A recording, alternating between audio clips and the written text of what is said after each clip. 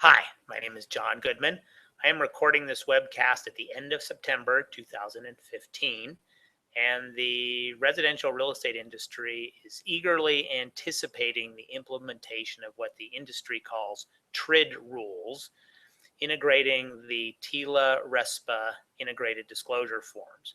This is not a presentation on those rules. This is a presentation about how to potentially cope with those rules, because the conventional wisdom is that it will slow down the loan process and it will create a greater need for buyers to have extensions of time, both on the closing date but also on loan approval contingency.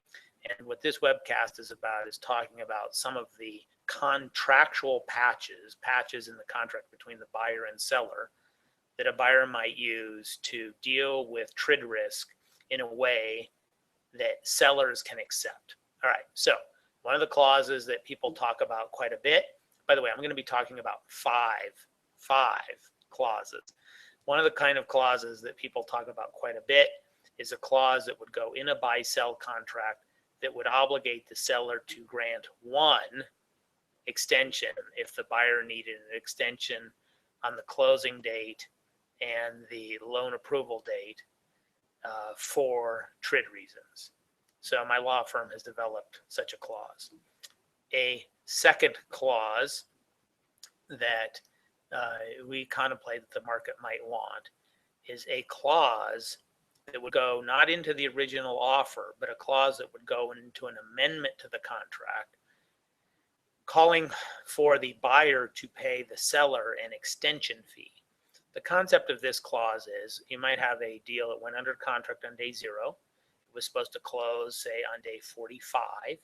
There might be a loan approval contingency that expires on day 35. So in other words, the buyer's earnest money does not go hard until day 35. On day 33, for example, the buyer might realize that the things weren't going as well as the buyer had hoped. The buyer might seek to extend both the closing date and the loan approval contingency. The essentially extend the date by which the buyer could push the eject button and eject out of the contract and still get the buyer's earnest money back. So the buyer is asking for this extension, and the seller, some sellers will say, well, what's in it for me? And the response from the buyer might be, well, what's in it for you is that unless you grant this extension, then I will have to push the eject button and you'll have to go out and find another buyer. And in balanced markets, that's often enough for the seller to grant the extension without any new consideration.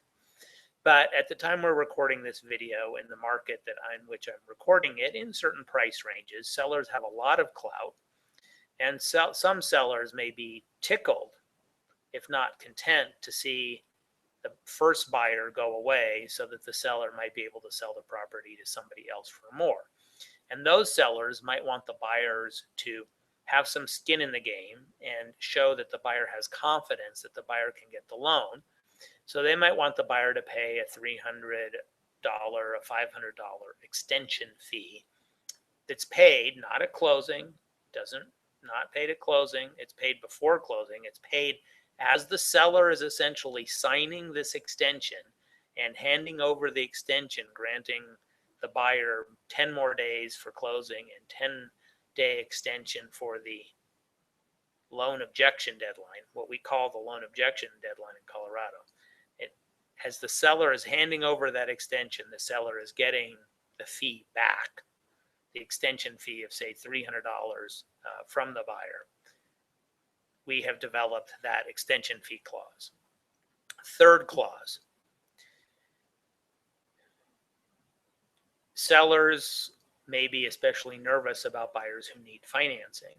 And in order to compete against other buyers who may be cash buyers and don't need financing, we anticipate that the market will expect buyers to authorize their lender, the buyer's lender, to provide loan status information to the seller and the listing broker.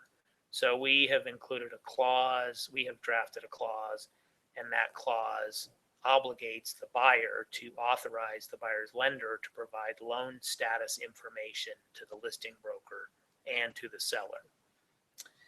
Another concept that has come up regarding these TRID rules is people who study these things suggest it's a good idea for TRID reasons for the buyer to have the buyer's walkthrough 7 days prior to closing.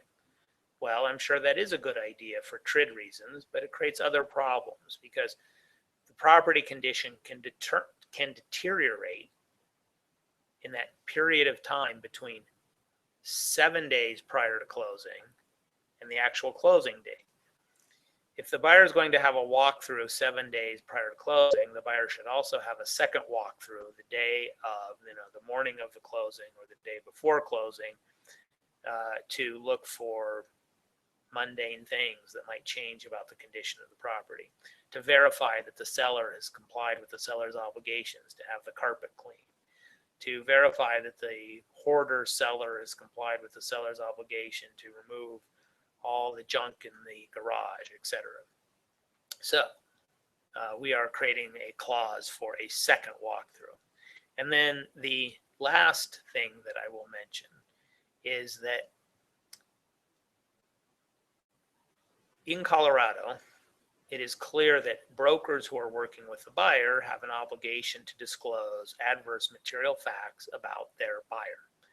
And one of the things that it's pretty clear about, although I might argue otherwise if I was defending a case, but one of the things that's pretty clear is that if the broker knows that their buyer has a need to sell a home in order to qualify for financing to purchase the replacement home, that is information that the broker needs to disclose to the seller. Now, in Colorado, this state-approved contract has a means of making disclosure. That clause is more than a disclosure. It's also a contingency. In the clause, the buyer is doing two things. They're disclosing that the buyer has a need to disclose. That a buyer has the need to close on the sale of what I'll call the relinquished property before closing on the acquisition of the replacement property in order to get the loan. And then it also creates a contingency so that the buyer is unable to close on the replacement property. The buyer's earnest money has not gone hard and the buyer does not forfeit that earnest money. There may be some buyers who are willing to take the risk. They recognize the need to disclose and they want to maintain credibility with the seller, so they want to merely disclose but not make the buyer's obligation to purchase contingent upon purchasing the replacement property. In Colorado, the current clause is a combination of disclosure and a contingency, and we are drafting a clause that is just a disclosure. Those are our 5 clauses that we are drafting to address things with TRID. And let me say, for those of you who are outside of the state of Colorado, should you have TRID issues in your state, you should consult an attorney who is licensed in your state, because real estate law and the law of brokerage licensing can vary quite a bit from state to state. And to all of you, I will say, we live in a complicated world. Be careful. Thank you for your attention.